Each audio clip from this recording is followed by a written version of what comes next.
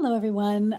This is the time of year when we are focusing on kindness and speaking highly of one another and saying good things about one another and saying good things to one another and empowering each other and lifting each other up. So, this is the time of year in the winter time, especially in December, when in the seasons and the cycles and in the way of things where we really focus on kindness. We also focus very much on gestation and gestating and finding our way back home to ourselves and to each other, really remembering who we are. And one of the best ways to remember who we are is to remember how to love. But there's a lot of things. There's a lot of things that are in the way of that love, right? So, what is in the way of my loving? And sometimes that's grief, and sometimes that's, we're grieving someone or something, and we need to move with that. We need to face that and go through that and experience that and express that. But one of the things my mom taught me is that even though we're having grief, that other feelings accompany us along that journey that we make. And so I was thinking about that. There's this little anonymous quote. Um, there are many anonymous quotes in this, but I needn't fear the challenges of the future because I know that today I have guidance and I have strength and knowledge that I've gained from the Creator. I'm capable of facing anything life brings.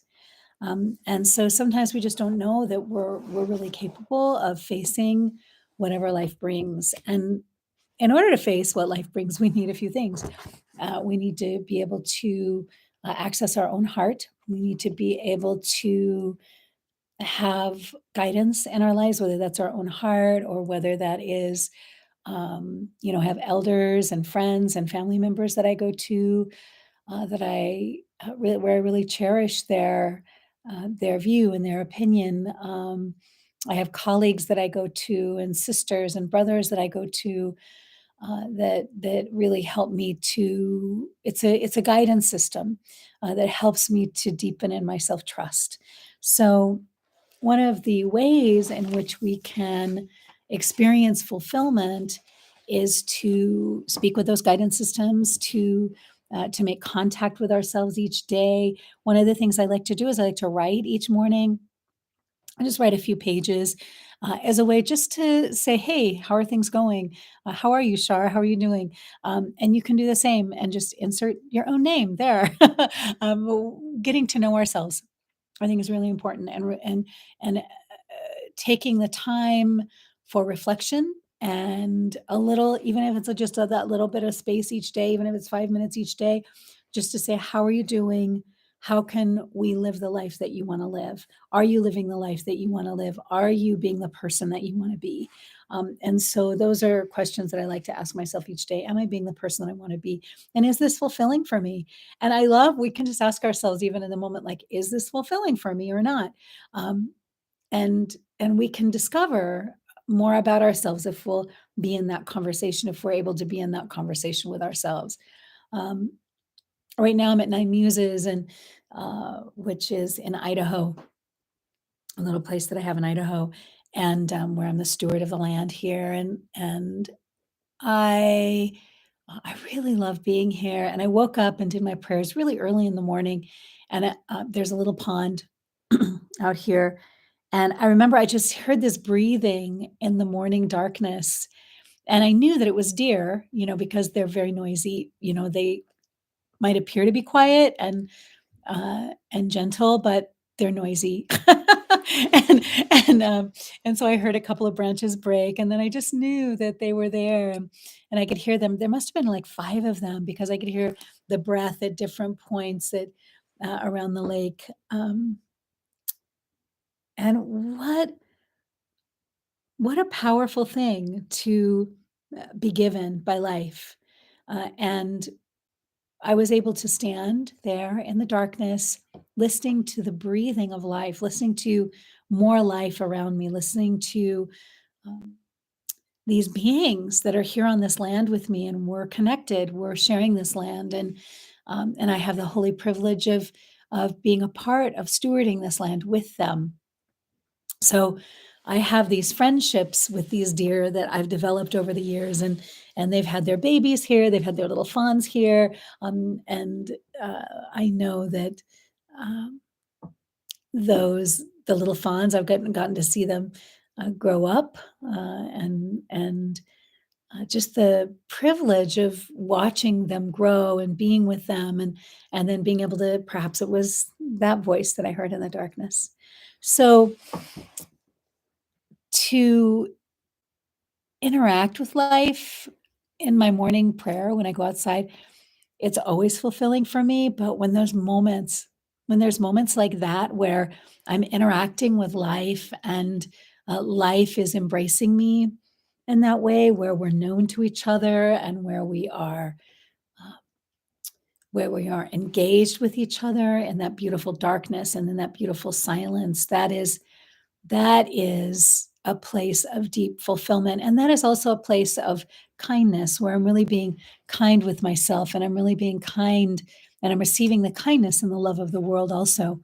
And so, I would just wonder, this time of year, really, um, looking at how can I, experience fulfillment? What is fulfilling for me? How can I interact with life in ways where I am also aware that I am gestating and that I am reflecting, that I'm seeking guidance, and looking at who I really am, and who I really want to be. One of the things that, oh my gosh, I got a little frog in my throat. um, One of the things that I really appreciate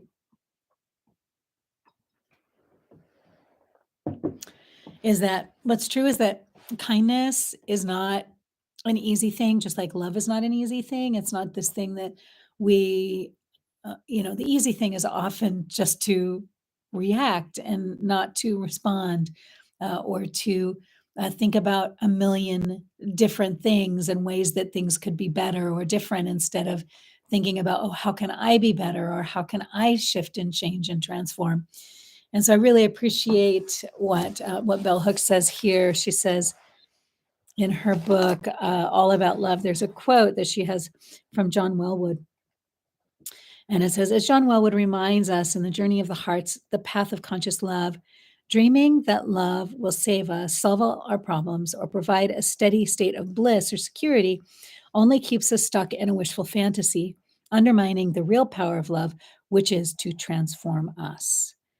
And then she goes on to say, uh, many people want love to function like a drug and to give us an immediate sustained high. They want to do nothing, just passively receive the good feeling. And it says, she goes on to say that we're inclined to see love as something we should receive without expending effort. More often than not, uh, you know, a lot of us don't want to do the work that love demands. And so love demands this work, but the practice of love invites us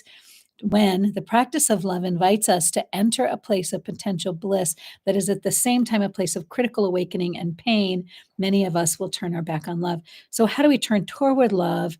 How do we turn toward the grief? How do we turn toward the pain, which is also turning toward the love and the creativity and the healing? And, healing, healing is made up of many, many things. Also, I like Jean Achterberg's 8 concepts of healing.